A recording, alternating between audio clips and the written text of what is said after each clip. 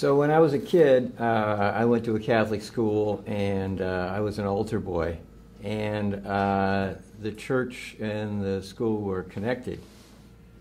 So I quickly figured out I liked funerals.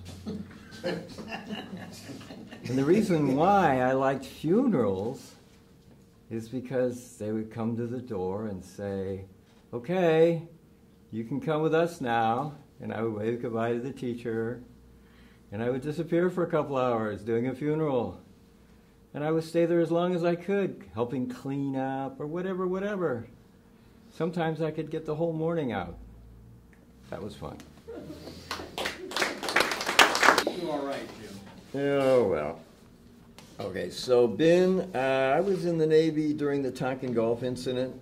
Yeah, and we were also off the coast of Indonesia during the beginning of that massacre.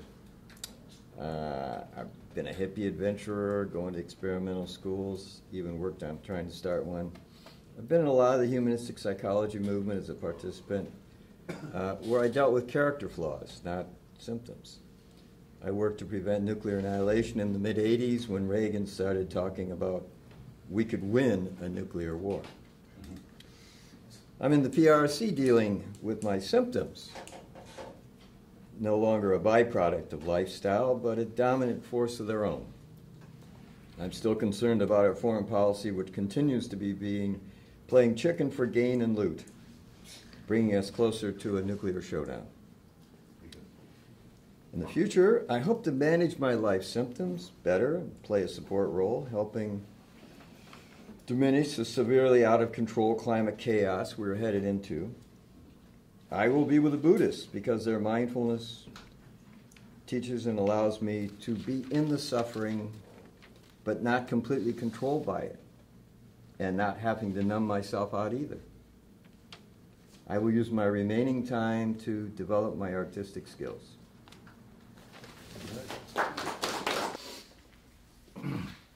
Well, my neighborhood back in the day was Rio Nido. I had a cabin along the river which didn't overflow often. 3 days a week I worked at St. Vincent's as a counselor. I'd ride my motorcycle home and park outside. Quiet, serene, full of trees. Everyone was nice, got stoned a lot, and were relaxed. I could count on a party within walking distance. The stores were a 2-minute motorcycle ride away. 3.5 days on and 3.5 days off.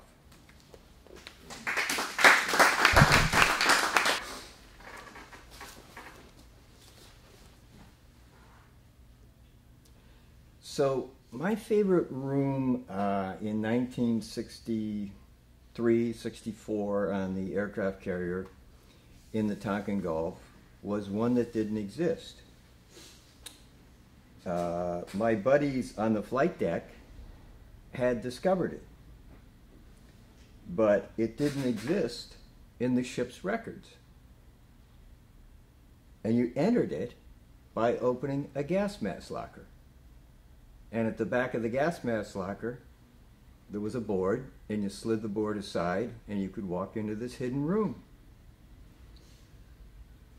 And they had constructed a stage, and they would practice singing Bob Dylan songs and Dave Van Ronk and all the other emerging music forms.